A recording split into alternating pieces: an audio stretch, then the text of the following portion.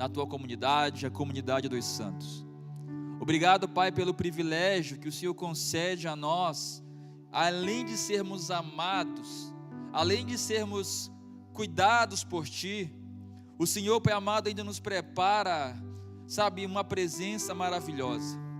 Não é, Pai amado, algo como uma formalidade, não é algo, Pai amado, como uma certa religiosidade, mas é de fato, Pai amado, a Tua presença que habita em nosso coração.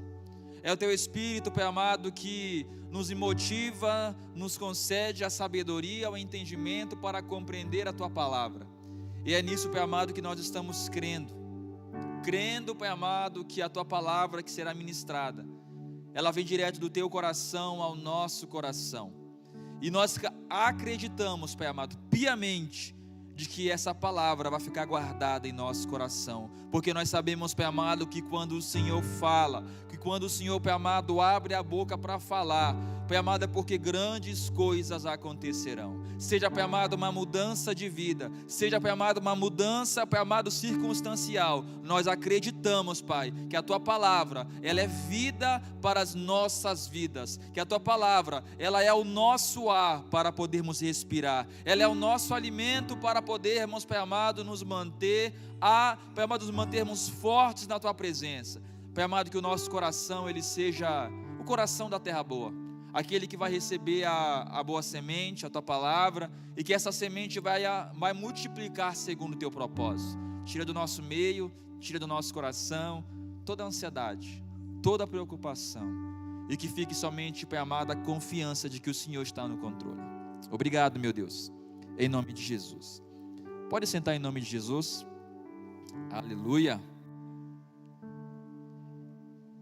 Irmãos, você que trouxe a sua Bíblia, abra comigo em 2 Reis, capítulo 6, a partir do versículo 8, do 8 ao 23. 2 Reis,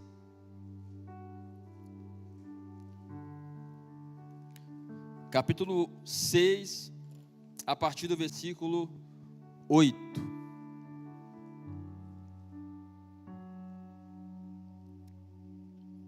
Nós iremos falar hoje sobre a paz em meio à crise. A paz na crise. É algo que eu e você precisamos entender. E aqui nesse capítulo 6 de 2 Reis, versículo 8, diz assim: quando o rei da Síria estava em guerra contra Israel, consultava os seus oficiais e dizia: posicionaremos nossas tropas em tal lugar. De imediato, o homem de Deus advertia o rei de Israel: não se aproxime de tal lugar, pois os sírios planejam posicionar suas tropas ali. E o rei de Israel mandava um aviso para o lugar indicado pelo homem de Deus. Várias vezes ele advertiu o rei que ficasse alerta naqueles lugares. Furioso com essa situação, o rei sírio reuniu com seus oficiais e perguntou: qual de vocês anda informando o rei de Israel sobre os meus planos? Ó meu senhor, o rei não somos nós, respondeu um dos oficiais. Eliseu, o profeta de Israel, revela ao rei de Israel até as palavras que o Senhor diz em seus aposentos. O rei ordenou: vão e descubram onde está, para que eu mande capturá-lo. Então lhes informaram: Eliseu está em Dotã. Assim, certa noite o rei da Síria mandou um grande exército com muitos carros de guerra e cavalos para cercar a cidade. Na manhã seguinte, o servo do homem de Deus se levantou bem cedo. Ao sair, viu que havia soldados, cavalos e carros de guerra por toda parte. Ai, meu senhor, o que faremos agora? Exclamou o servo. Não tenha medo, disse Eliseu, pois do nosso lado há muito mais do que do lado deles. Então Eliseu orou: ó Senhor, abre os olhos dele para que veja. O Senhor abriu os olhos do servo e ele viu as colinas ao redor de Eliseu cheias de cavalos e carruagens de fogo. Quando os sírios avançaram na direção de Eliseu, ele orou: ó Senhor, faze com que fiquem cegos. E o Senhor fez com que ficassem cegos, conforme Eliseu havia pedido. Então Eliseu saiu e disse: vocês tomaram o caminho errado, esta não é a cidade certa. Sigam-me e eu os levarei até o homem que procuram. Então ele os guiou até a cidade de Samaria. Assim que entraram em Samaria, Eliseu orou: ó Senhor, agora abre os olhos deles para que vejam. O Senhor abriu os olhos deles e descobriram que estavam no meio de Samaria. Quando o rei de Israel os viu, perguntou a Eliseu: devo matá-los, meu senhor? Devo matá-los? Claro que não, respondeu Eliseu. Eles não são prisioneiros que você capturou na batalha. Dê-lhes comida e bebida e mande-os de volta para a casa, para o senhor deles.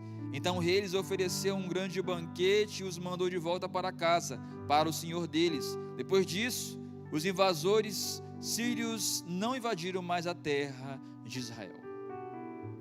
Aleluia! Paz em meio à crise. Irmãos, é um tema tão interessante de nós falarmos, de nós conversarmos, porque ele está muito ligado ao quanto nós confiamos no Senhor que nós dizemos confiar, o quanto nós confiamos e de fato o quanto da nossa vida o Deus que nós servimos tem. Porque é muito fácil nós dizermos que nós somos pessoas que confiam no Senhor. É muito fácil a gente abrir a boca para falar que não importa a situação que acontecer, eu dou a minha vida por Jesus, como Pedro falou. Pedro disse, ele abre a boca para falar que ele daria a vida por Jesus quando Jesus fosse ser preso para ser crucificado. Não, Senhor, eu mesmo daria a vida por você. É muito fácil abrirmos a nossa boca para falarmos que em tempos de crises, nós confiaríamos ainda assim no Senhor. É muito fácil quando nós olhamos a vida de outras pessoas e nós olhamos elas enfrentando situações adversas, situações que parece para aquela pessoa, que parece situações que não tem solução. É muito fácil quando nós não estamos passando por aquilo falarmos: meus irmãos, confiem no Senhor porque o Senhor é contigo. É muito fácil quando nós olhamos as adversidades com os outros países do mundo, com cristãos sendo perseguidos. É muito fácil nós falarmos: confie no Senhor, porque o Senhor é com vocês. É muito fácil porque uma coisa é nós vermos, outra coisa é quando estamos participando dessa crise. E quando eu olho para a palavra de Deus, a palavra Shalom, ela não quer dizer a ausência de situações adversas. A palavra Shalom, ela não quer dizer que nós em toda a nossa caminhada, nós não vamos ter situações que podem tirar muitas vezes a nossa paz externa. A palavra Shalom, ela está fazendo referência ao fato de que eu e você, a partir do momento que temos essa paz, é que não importa a situação que nós enfrentarmos, nós entendemos de que Deus, Ele está no controle de todas as coisas. Quando Eliseu, ele nos mostra algo interessante, que é uma confiança imutável em um Deus imutável. É muito interessante de nós pensarmos que a história da palavra, da Bíblia, ela vai contar várias situações onde há um povo que guerreia outro povo. É o povo de Israel que estava no centro de todas as guerras no passado.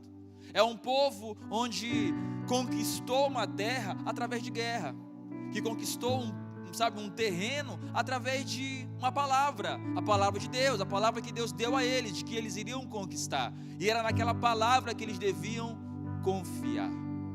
E é interessante entender que aqui nessa passagem nós iremos entender também o que é de fato a verdadeira paz, aquela paz que excede todo entendimento. E eu quero dizer para você que se você não está em paz com Deus, nada do que o mundo possa te oferecer, nada de terapia, nada de circunstância vai mudar a tua posição acerca de algo, porque quando eu estou em paz com Deus, a paz que Jesus ele nos oferece, através do Evangelho, através da nova conversão, através da confiança no Senhor, irmãos, quando eu tenho essa paz, o mundo pode estar acabando. Quando eu tenho essa paz, eu posso muitas vezes chorar, eu posso muitas vezes me preocupar, mas eu sei ao Senhor que eu tenho crido, e eu sei do poder que Ele tem, e é isso que deve confortar o nosso coração. E aqui na passagem de Eliseu, eu quero fazer um contraste, lá em 1 Samuel, capítulo 4, eu vou ler com vocês aqui. 1 Samuel capítulo 4 diz assim, a partir do versículo 1: Naquele tempo Israel estava em guerra com os filisteus. O exército israelita tinha acampado perto de Ebenezer, e os filisteus acamparam em Afeque. Os filisteus atacaram e derrotaram o exército de Israel, matando cerca de 4.000 homens. Terminada a batalha, os soldados voltaram para o acampamento, e as autoridades de Israel se perguntaram: por que o Senhor causou a nossa derrota diante dos filisteus? Vamos trazer a arca da aliança do Senhor desde Siló, para que ele esteja conosco e nos livre do poder inimigo. Então eles enviaram homens a Siló para trazer a arca da aliança do Senhor dos exércitos, que está entronizado entre os querubins. Hofni e Finéias, os dois filhos de Eli, acompanharam a aliança de Deus, a arca da aliança de Deus. Quando todos os israelitas viram a arca da aliança do Senhor entrando no acampamento, eles soltaram gritos de alegria tão altos que fizeram o chão tremer. Você observa algo interessante que eu quero pontuar com vocês? Porque a palavra crise, ela não é de todo mal. A palavra crise, ela tem dois significados importantes que eu e você precisam entender. A crise na vida, ela vai acontecer. Ah, mas eu nunca passei por nenhuma crise. Então esteja preparado no Senhor, porque todo mundo vai passar. O grande problema é achar que a vida ela é feita só de topo do monte. Mas entenda que a vida cristã, ela não é só o topo do monte, ela também é vivida no vale, e muitas vezes no vale da sombra da morte, e muitas vezes ela vai ser vivida de uma forma onde você vai enfrentar problemas, enfrentar situações adversas, mas a questão é onde está a nossa fé. O povo de Israel, o povo da promessa, o povo que recebeu uma palavra de Deus, a palavra que eles receberam de Deus era: eu sou o único Deus, só eu devo ser adorado, não façam para vocês, imagens de outros deuses, porque no dia que vocês fizerem isso, eu mesmo virei contra vocês. E o povo de Israel, tudo que eles haviam alcançado, tudo, absolutamente tudo, nunca foi pela sua própria força. Porque imagine, em várias situações, o povo de Israel com poucas pessoas na batalha, e de repente aquelas poucas pessoas, movidas pelo poder do Espírito de Deus, pelo próprio Deus, aquele exército minúsculo ganhava de um exército maiúsculo, mas era porque Deus estava no meio, é porque Deus estava no controle, é porque a força usada era de Deus. Então o povo de Israel entendia que apesar das guerras, apesar das crises, quando confia no Senhor, as crises elas não são uma crise para destruição. A crise na verdade, ela é um ponto de virada. Porque a palavra crise ela significa instabilidade. Ela significa ausência de paz. Mas ela tem um significado que precisa ser esse o significado para a minha vida e para a sua vida. A palavra crise ela também significa um ponto onde é revelada a verdade. É um ponto de virada. Na medicina também é um ponto de virada. A crise, quando ela chega na minha vida e na sua vida, não é para destruição. Você que crê no Senhor Jesus, é para que você entenda que a partir daquele momento, o Senhor, Ele quer se revelar de maneira poderosa. E será que nós entendemos, nós como cristãos entendemos isso? O povo de Israel aqui havia recebido uma palavra, havia recebido algo de Deus, e Deus só queria deles o quê? O coração, a confiança. Mas o povo de Israel, confiando na sua própria força, confiando no seu próprio entendimento, o povo de Israel deixou de adorar a Deus. Ofne, Finéias, homens de Belial, como a palavra de fala, homens que eram sacerdotes, que eram para cuidar do altar, para cuidar das coisas de Deus, eles estavam trazendo prostituta para o altar, eles estavam pegando a carne do sacrifício, estavam comendo com garfo, ofereciam para o seu pai ali, e ele também fazia a mesma coisa, e Deus, ele se desagradava daquilo. Deus, ele tinha abominação daquilo, porque eles confessavam o Senhor com os seus lábios, mas o coração estava podre, o coração estava cheio de mentira. Eles diziam que eles estavam em paz, mas eles e Deus estavam em guerra, por causa da rebeldia, porque eles não confiavam em Deus, mas na sua própria carne, no seu próprio braço, no seu próprio entendimento. Eles estavam em guerra com Deus, irmãos. Se estamos em guerra com Deus, coitado de nós. Mas aí o povo vivia a guerra, estavam afastados, e o povo todo seguia. O povo todo havia seguido aquilo, seguindo aqueles homens de Belial, aqueles sacerdotes que foram escolhidos por Deus, o sacerdócio em desobediência. E havia algo chamado Arca da Aliança. Quem conhece a Arca da Aliança aqui? Glória a Deus. A Arca da Aliança, ela não era Deus, amém ou não? Ela não era Deus. A Arca da Aliança, ela era um objeto qualquer, se não tivesse Deus. Vocês concordam comigo? O povo de Deus, sabendo do poder, da bondade e do julgamento de Deus, escolheu se afastar de Deus. E quando eles estavam passando por um período de crise, de guerra contra os filisteus, que tinha muito isso, uma guerra, se levantava um rei levantava lá dos filisteus, e de repente vamos atacar Israel. E Israel começou a desobedecer a Deus, perderam guerras, muitos dos israelitas haviam morrido. Muitos, imagine como Deus, olha só a pergunta daqueles homens: como é que Deus nos permitiu ser derrotado pelos filisteus? Já sei a solução. É aí que entra a falsa paz, é aí que entra a falta de entendimento. Achar que um gênio da lâmpada aqui disse: eu sei como é que eu vou resolver o problema. Nós perdemos essa batalha não é porque nós estamos em rebeldia com o Senhor. Nós perdemos essa batalha não é porque nós vivemos em prostituição e mentiras. Não. Nós perdemos nessa crise porque a Arca da Aliança não está com a gente. Mas tragam a Arca da Aliança, porque se ela estiver com a gente pode viver a vida que quer, mas ela estando ali, nós vamos vencer. Foi assim que eles pensaram. Assim eles pensaram. Aí eles trouxeram a arca.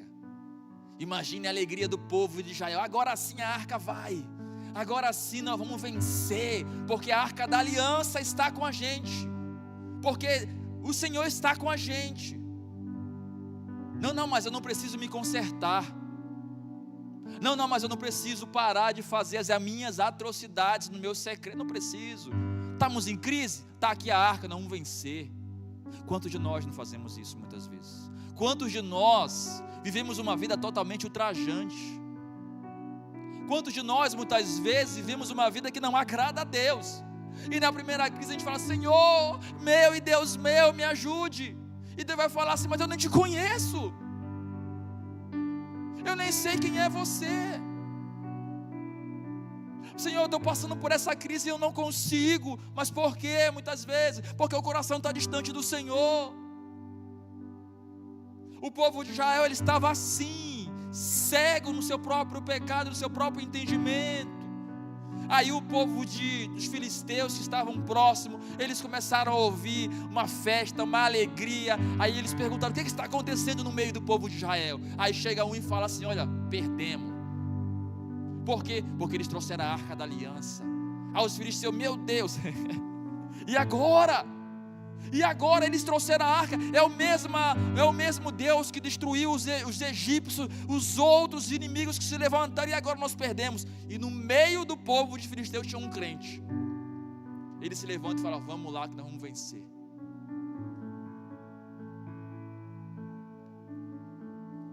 Aí o povo de Israel vai para a batalha.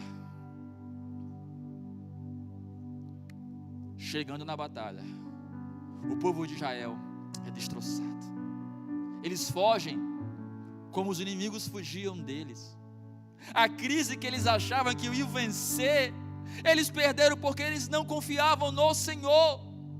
Eles achavam, na sua perspicácia, no seu entendimento, na sua inteligência massiva, de que a arca da aliança, aquela pedaço de madeira que tinha as tábuas da aliança dentro, sabe, o cajado de Arão, eles achavam que era aquilo que ia livrar eles das mãos dos filisteus, porque eles entendiam assim: olha, eu vou para o culto, eu cultuo, eu entrego o meu sacrifício ao Senhor, eu entrego o meu dízimo, a minha oferta, eu entrego tudo de mim quando eu vou à missa, quando eu vou a uma reunião, a uma oração.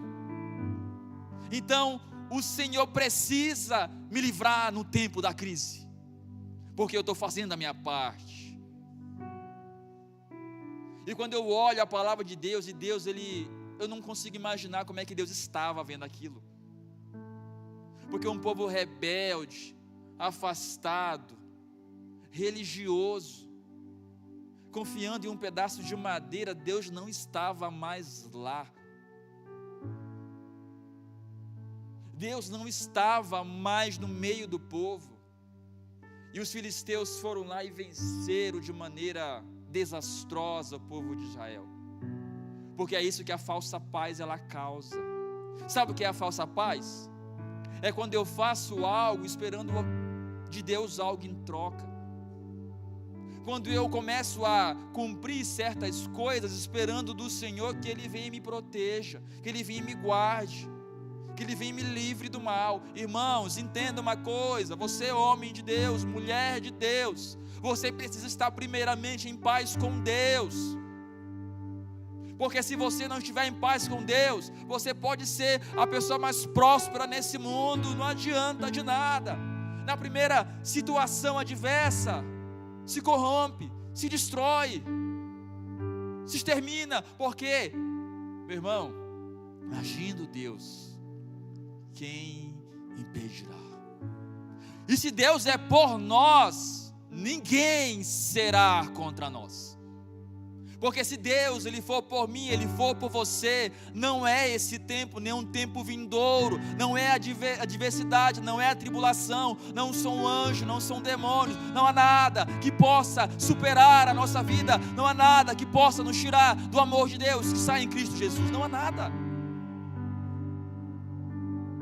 Não há absolutamente nada. E essa falsa paz de achar que o que eu estou fazendo vai me livrar, não é a paz que excede todo entendimento. A paz que excede todo entendimento não é essa. Aí você vê um contraste com Eliseu, que nós lemos também aqui. Eliseu, ele vivia um tempo também, um tempo conturbado, tempo de guerra, tempo de tribulação, tempo de dificuldade. Era rei que se levantava contra Israel. E quando se levanta um homem, um rei, que começa a fazer planos para destruir o povo de Israel, olha a diferença, irmãos. Ele começa, aí quando o rei ele faz umas táticas, o rei inimigo, aí depois Deus revela para Eliseu, Eliseu ia e contava para o rei de Israel. Aí o rei inimigo falava: mas vem cá, só pode ter um fuxiqueiro no nosso meio, só pode ter um X9 aqui, não é possível. Tudo que eu faço, o rei de Israel sabe. Não, meu senhor, não é isso não. É porque lá no povo de Israel, Deus, Ele habita. É porque naquele povo ali há uma presença extraordinária. Porque naquele povo ali há pessoas que servem ao Senhor de todo o coração. E tudo que o Senhor planeja, Deus fala para Eliseu. Tudo que o Senhor planeja, Deus, o Deus dele, já sabe de tudo. E não há quem pode contra o povo de Deus. Não há nada que possa vencer o povo de Deus. Ah, é? Então manda chamar. Vamos agora capturar esse tal de Eliseu. Eliseu. Vamos chamar esse Eliseu. Vamos capturá-los. Aí o rei reúne um exército de cavalos, carroças, para pegar um homem. Eliseu nos ensina o que é estar em paz com Deus. Eliseu, ele era um homem temente a Deus.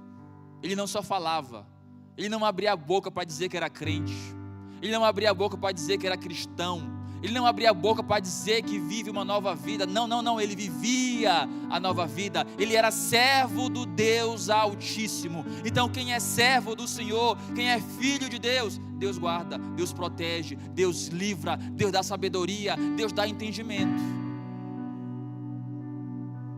Estava ali Eliseu, de boa na lagoa, tranquilo. E de repente, ao amanhecer, o servo de Eliseu, ele abre a janela para ver como é que estava a situação, o fluxo da guerra. E de repente a guerra estava concentrada perto da casa de Eliseu. Meu Deus, e agora nós vamos morrer? Nós vamos morrer, meu Deus, vamos morrer. Eliseu fala: morrer para quem? Morrer para quem? Entenda uma coisa: quem está em paz com Deus, a batalha, quem luta é Deus. Quem está em paz com Deus, a crise, quem resolve é Deus.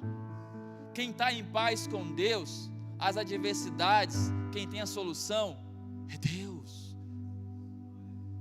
Então Eliseu, ele ora.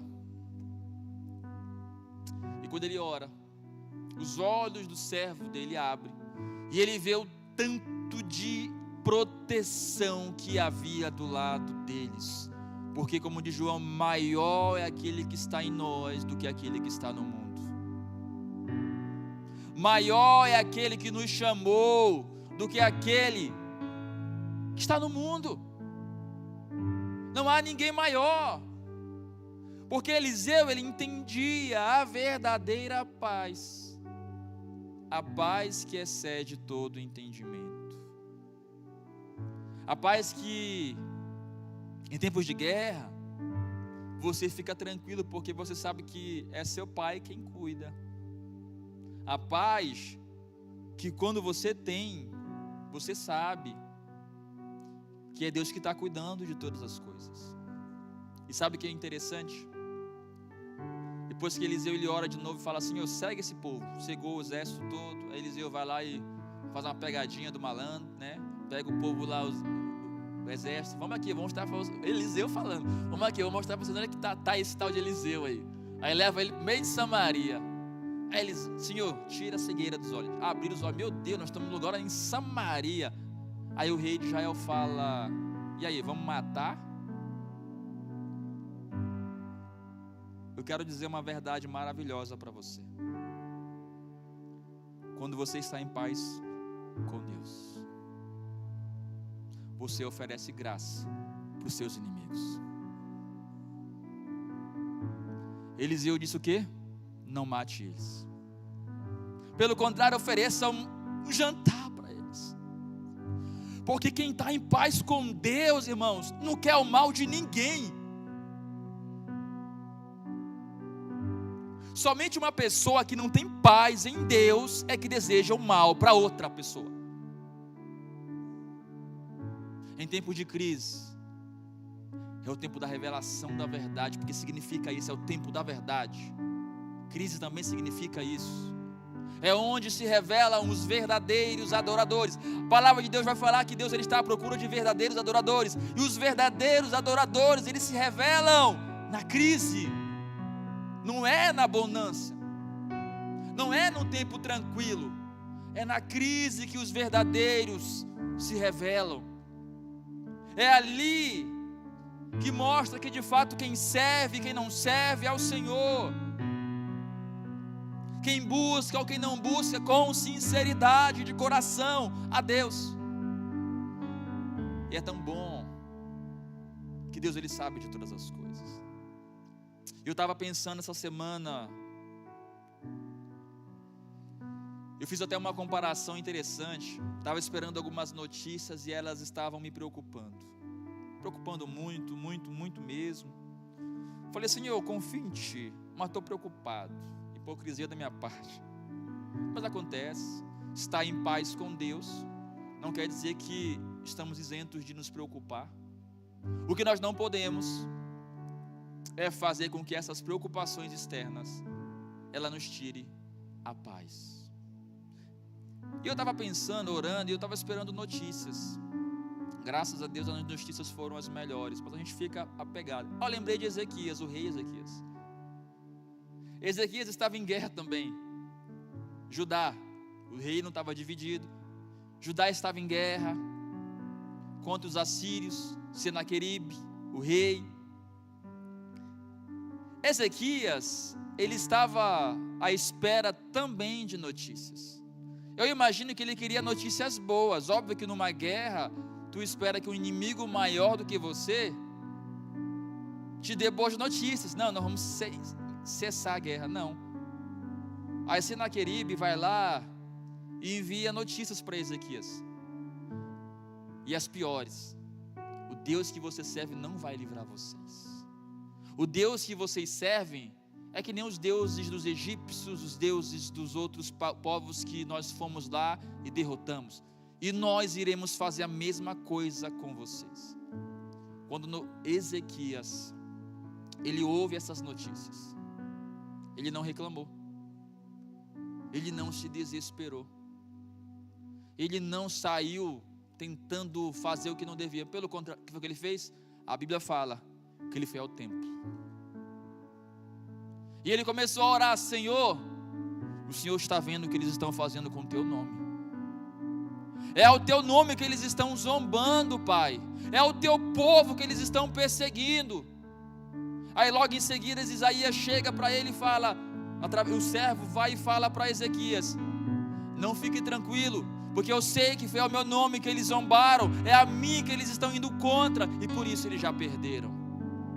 Todas as vezes que confiamos de fato no Senhor, nós saímos vencedores, sim. Sabe por quê? Porque em Cristo Jesus nós somos mais do que vencedores. E quando eu digo mais do que vencedores, eu não estou dizendo que você não vai enfrentar uma guerra e não vai vencer. Você vai ter guerra na tua vida que você vai perder, irmão. Vai ter batalha na vida que você vai perder, você vai errar, você vai pecar. Mas é em saber que apesar de tudo isso, Deus, Ele nos ama com amor incondicional e que nós somos mais do que vencedores nele. Porque a vitória que nós temos é a vitória de Jesus. A vitória que nós temos é a vitória de Cristo Jesus. É a paz que excede todo entendimento. E quando nós vamos lá para Mateus capítulo 6, eu acho que é uma das partes que eu mais gosto da Bíblia. Quando Jesus está falando sobre o Sermão do Monte. A partir do versículo 25, do versículo 25 ao 34, Jesus ele começa a fazer um paralelo sobre a verdadeira paz. E quando a gente olha, a gente observa a palavra de Deus, Jesus ele vai falar, capítulo 6 de Mateus, sobre o descanso na providência do Senhor. Sabe por que as guerras acontecem? Sabe por que as crises elas acontecem? Posso falar para você? Você quer saber? Porque crises, guerras afetam justamente a providência de Deus na nossa vida.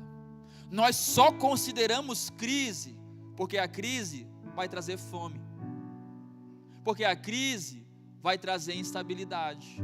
Nós só nos preocupamos com essas coisas porque nós entendemos que talvez não tenhamos o emprego, o dinheiro para comprar roupa, para comprar comida, para comprar calçado.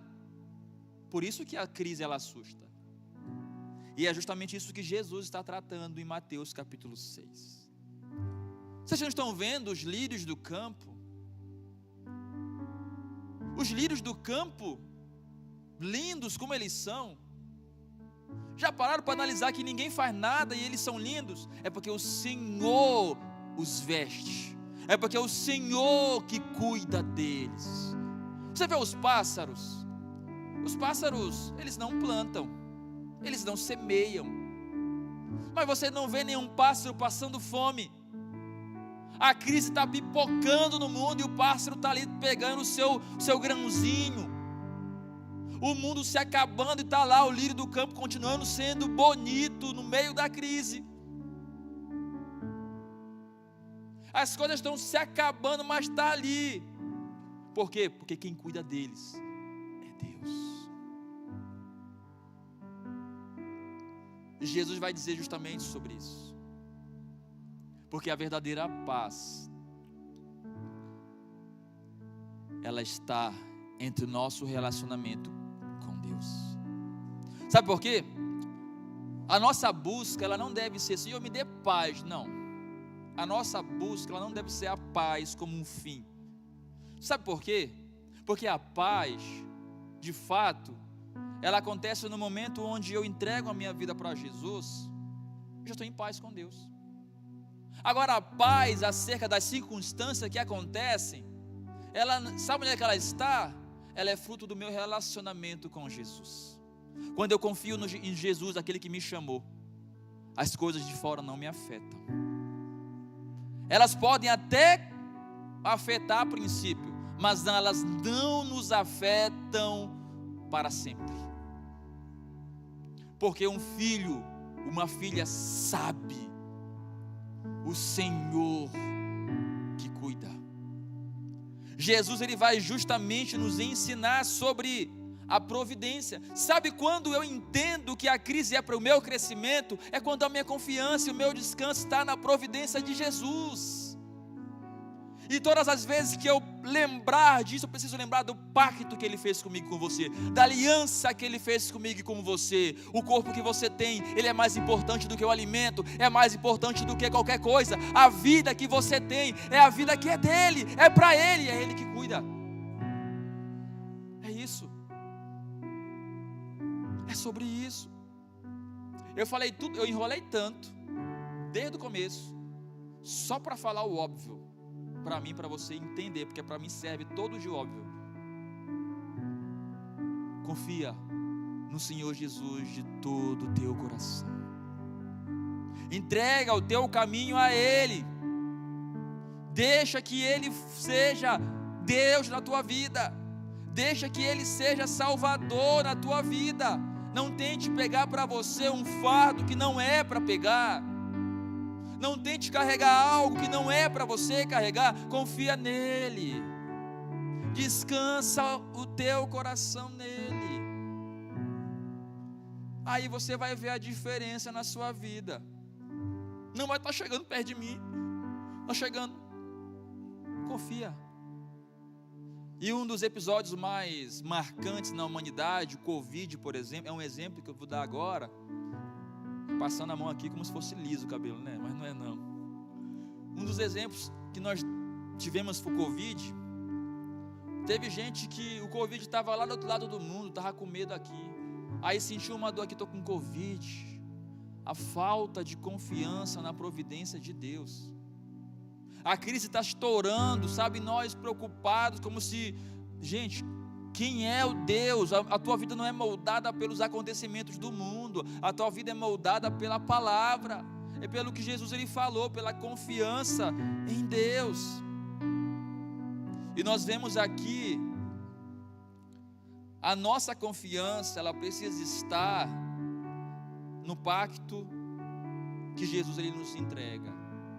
Ele vai dizer: busque em primeiro lugar o reino de Deus e a sua justiça. E estas coisas que ele fala anteriormente, ele ia acrescentar. Mas e se ele não acrescentar? A pergunta que eu faço é para você: se ele não acrescentar, ele é suficiente na sua vida? É suficiente? É isso que ele quer dizer. Porque se falta, porque a gente às vezes coloca Deus na parede e fala assim: o Senhor prometeu que ia dar o vestir, o comer, e o isso, e aquilo, e o isso. Mas a pergunta que eu faço para você é: Jesus ele é suficiente na sua vida? Mas meu corpo precisa de comida também. A pergunta de novo: ele é suficiente? Porque se não for o suficiente, nada que esse mundo te oferecer será. Nada irá preencher o teu coração.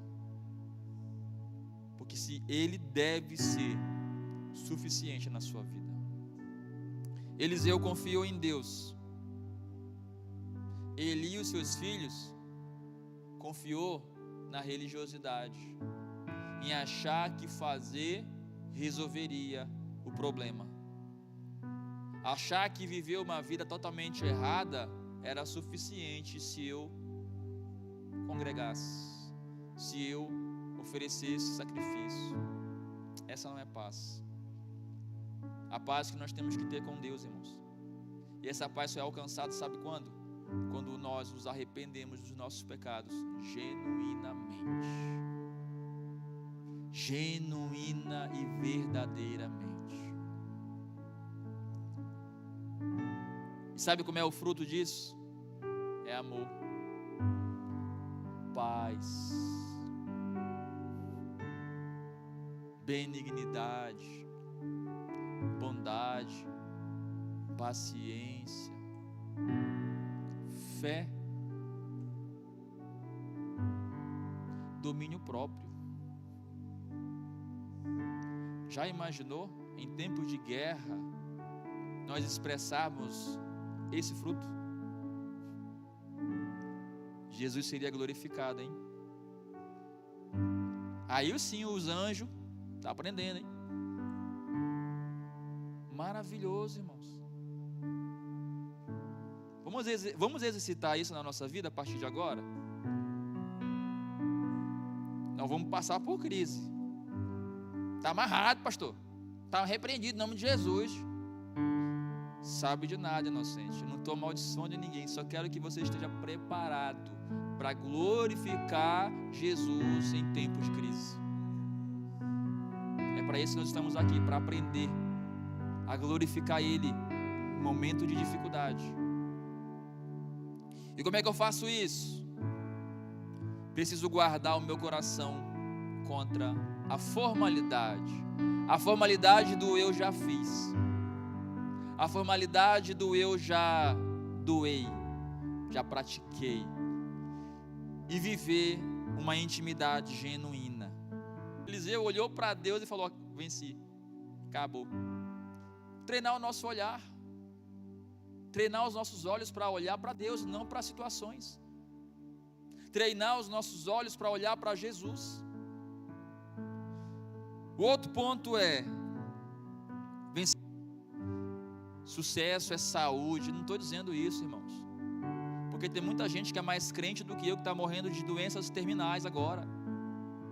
Tem muita gente que é mais crente do que eu, que está...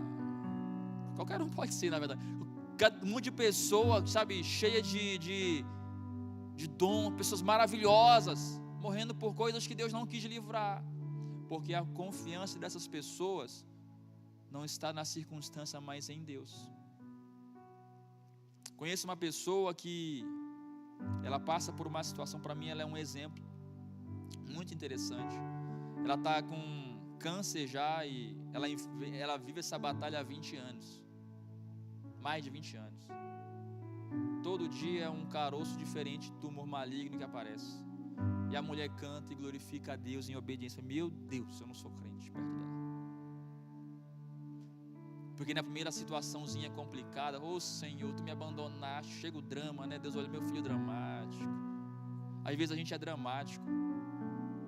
Mas quando a gente entende o Deus que nós servimos, o dar glória a Deus em todo tempo, não é a gente sair abrindo a boca, aconteceu uma situação, glória a Deus. Não, não. É viver a palavra na crise. Isso é dar glória a Deus. É quando eu pratico a palavra em todo tempo. Isso é dar glória a Deus. Aí sim, nós iremos vencer. Vencer a tribulação, vencer a dificuldade. Eu não sei como é que está o teu coração. De repente você passa por alguma crise. Como eu falei, essa semana foi muito complicada para mim, particularmente. E eu pensei, eu falei assim, Senhor, como eu sou incrédulo às vezes. Às vezes eu prego sobre isso, e mesmo quando vem a situação assim, eu meio que duvido, eu me amedronto, eu fico com medo. Mas é tão bom saber que o Senhor é meu Pai. E apesar de tudo isso, o Senhor me pega no colo e diz que me ama. É isso que me consola, é isso que me conforta, é em saber que Deus, Ele me ama. Isso basta, irmãos, basta. E está tudo certo. E eu quero que você entenda isso. Deus, Ele ama a sua vida. Ah, mas eu nunca percebi o amor de Deus na minha vida. Irmãos, você já leu a Bíblia? Se você leu a parte que Jesus veio a esse mundo e morreu por amor, é isso. É aí que Deus prova o seu amor. É aí que Jesus prova o seu amor. Ele deu a vida por mim e por você, para que nós pudéssemos ter paz em Deus. Amém? Fique de pé no seu lugar, por favor, em nome de Jesus.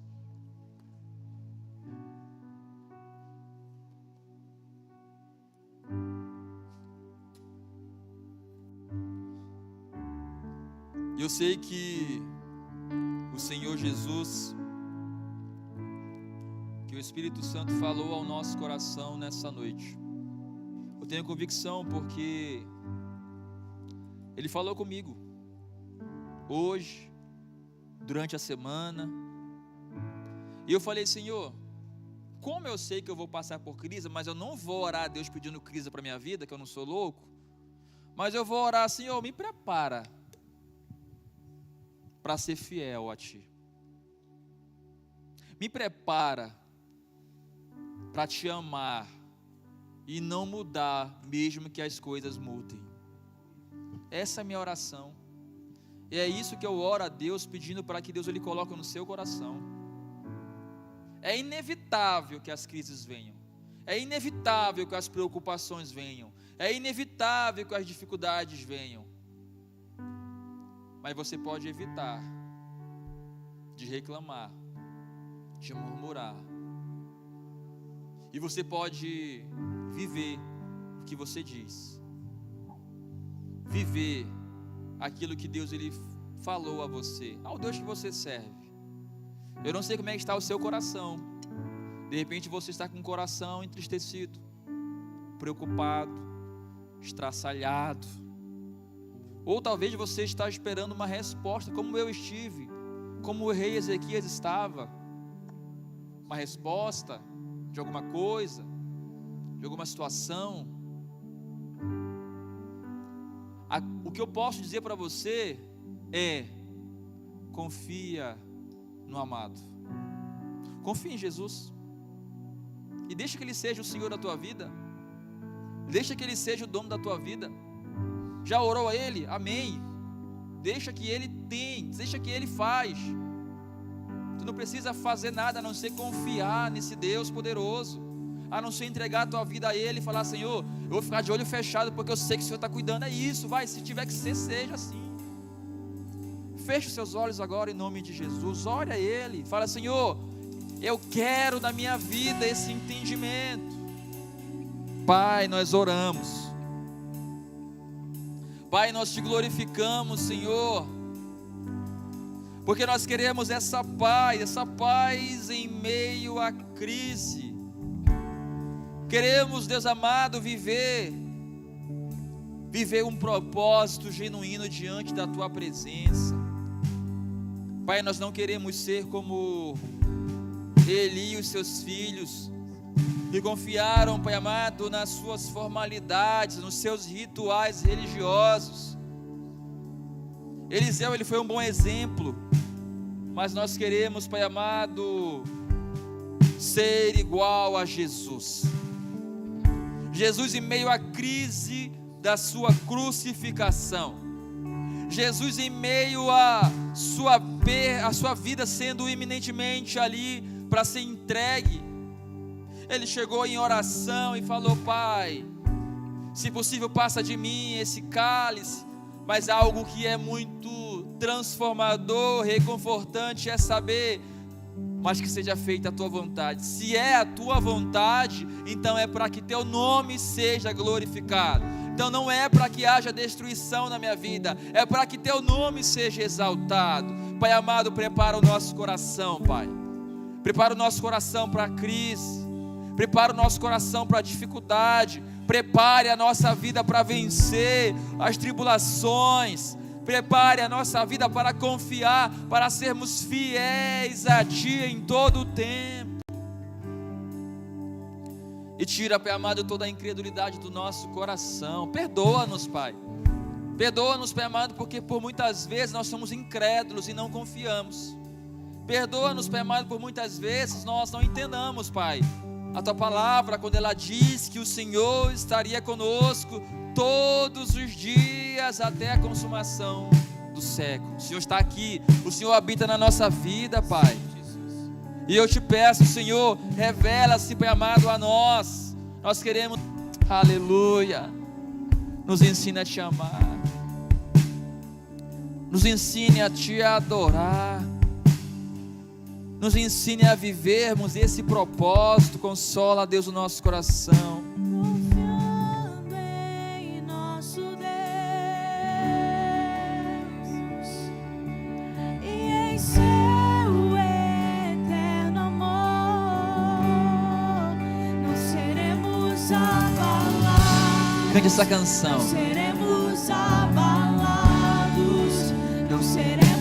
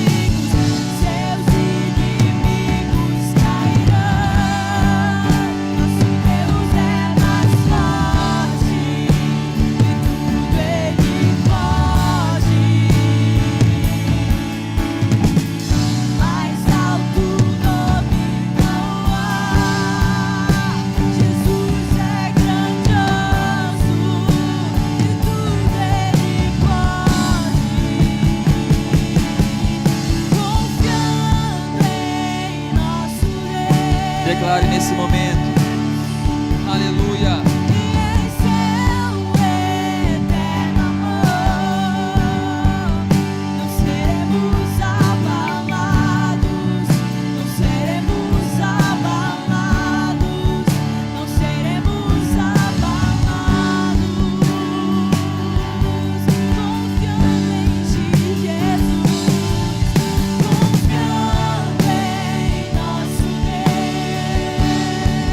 seu eterno amor.